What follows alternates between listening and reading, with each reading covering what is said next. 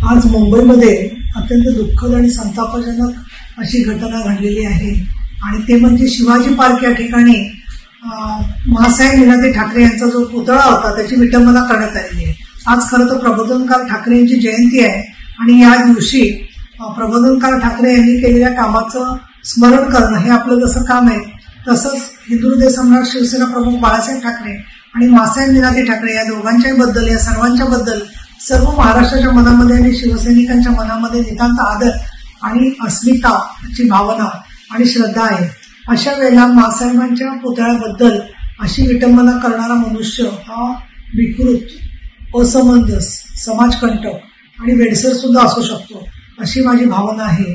मी या झालेल्या घटनेचा निषेध करते, परंतु श्री देवेंद्र भारती मुंबईचे CP यांच्याशी मी बोललेली आहे आणि त्याच्यामध्ये पोलिसांच्या 3 टीम त्यांनी तयार केलेल्या असून त्याचबरोबर त्यांनी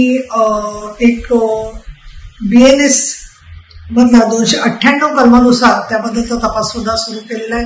यातल्या आरोपींपर्यंत लवकरात लवकर सरकार जाऊन पोहोचेल याची मला खात्री आहे आणि आजच्या घडीला संयम आणि विवेक यामधून मासाहेबांनी शिकवलेलं जे भूमिका आहे त्या भूमिकेचा आदर करून आपण या विकृतांच्या हातामध्ये परत कोली देता कामा नये असं मला वाटतं।